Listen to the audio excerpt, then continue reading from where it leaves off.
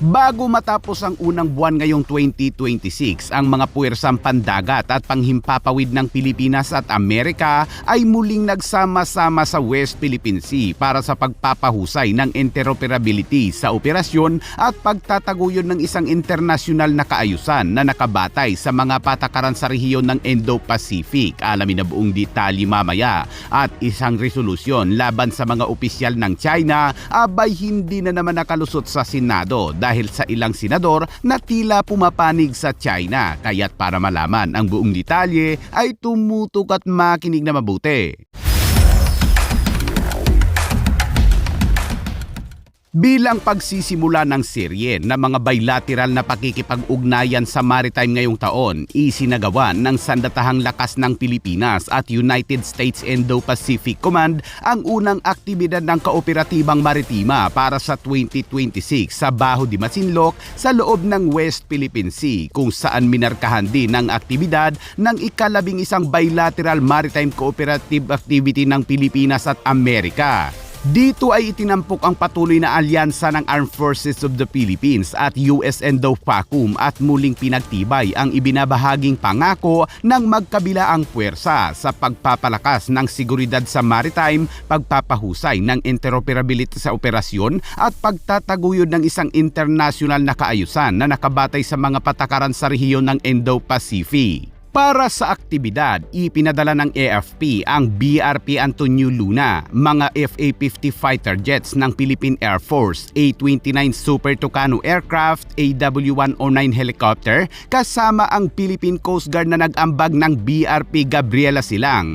Samantala ipinadala naman ng US Indo-Pacific Command ang USS John Finn at isang MH-60R Seahawk helicopter. Ang mga kalahok na unit ng Pilipinas at Amerika ay nagsagawa ng serye ng pinagsamang operasyon sa dagat at himpapawid kabilang ang replenishment at sea, surface warfare, night steaming and company, photo exercise at passing exercise.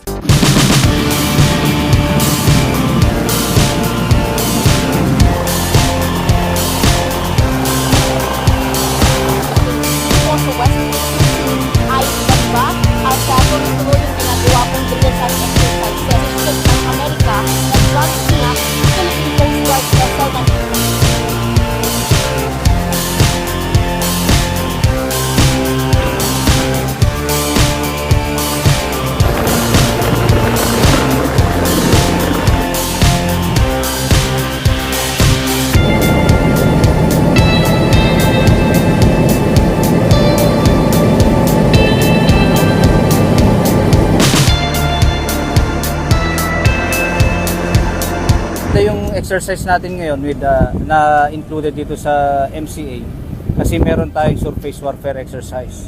Sa mga nakaraan madalas is maneuvering at saka communications lang.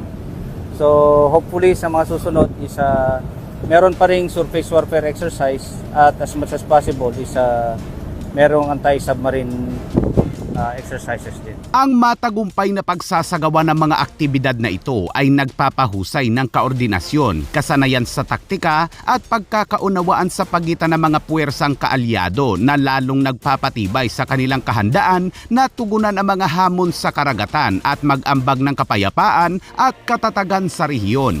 At sa ibang balita naman mga kabayan, matapos ang debate ni Hontiveros at Marcoleta kung saan dinipensahan ni Marcoleta ang China, ay nagpahayag din ng kanilang saloobin ang ilan pang mga senador. Hindi man lumusot sa Senado ang resolusyon kabilang ang panukalang pagban sa Chinese ambassador sa bansa. Ayon pa kay Senator Tulfo, we are told that criticizing a foreign head of state is completely unacceptable. Well, let me say this then, Mr. President. If you do not like how democracy works in this country, then you are free to leave the Philippines. Get the out. Mr. President, kung hindi nila gusto kung paano gumagana ang demokrasya sa ating bansa, malinaw po ang sagot. Layas, hindi sila ang boss natin, at tayo ay mga tau-tauhan lang nila.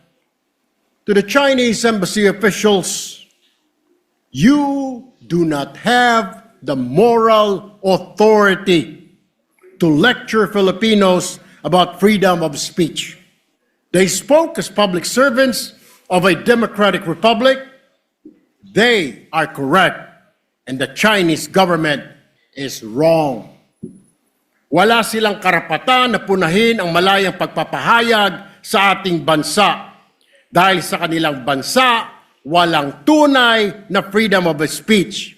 Mga kritiko ikinukulong at misteryosong namamatay pa. Ang mga mamahayag, pinapatahimik, opinyon, kinokontrol, tulad po nangyayari doon sa Hong Kong, kung ilang kritiko nila ay kinulong na. The West Philippines Sea is ours. And respect the simple truth that this is not your country. Mr. President, the Filipino people are not afraid. We are not silent. And we will not be bullied, politely or otherwise. Ayon naman kay Senator Padilla, may pondo naman daw ang Philippine Coast Guard, bakit daw hindi bumili ng malaking barko at gumanti ng water cannon sa mga barko ng China?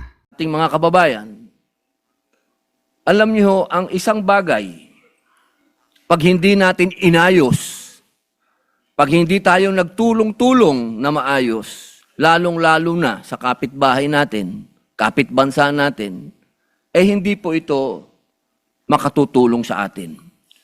Ang gusto ko lamang pong sabihin dito, aking mga kasama, tama po, naniniwala po ako na hindi makatwiran ang ginagawang pambobomba ng tubig sa ating mga mangingisda, sa ating Coast Guard. Pero matagal ko na rin sinabi na may budget naman ng Coast Guard, ba't di kayo bumili ng mas malakas na water cannon at gumanti kayo? Hindi naman po pwede na lagi tayo magpapaawa. At parehas naman kayong tinatawag nating tanod ng Coast Guard kayo pareho. Hindi naman kayo gray ship. Ang gray ship, yun ang military. Kapag hindi naman pwede yun. Yun ang tinatawag natin na escalation. Pero kung dalawa kayong white ship dyan at nagbombahan kayo ng tubig dyan, walang ano yun. Walang issue yun, walang escalation yun dahil pareho kayong tanod baybayin. Pareho kayong nagpoprotekta ng coast natin. Yan ang gustong mangyari ni Senator Padilla, pero nauna nang sinabi ni Commodore Tariela, Kinikilala natin ang tamang paggamit ng water cannon. Ito ay para makapagligtas ng buhay, hindi para manakit ng kapwa-tao at manira ng ibang barko. Ang ating mga water cannons ay nakareserba lamang sa makatao at mapayapang layon, tulad ng pagresponde sa mga sunog sa dagat at iba pang mga insidenteng katulad nito.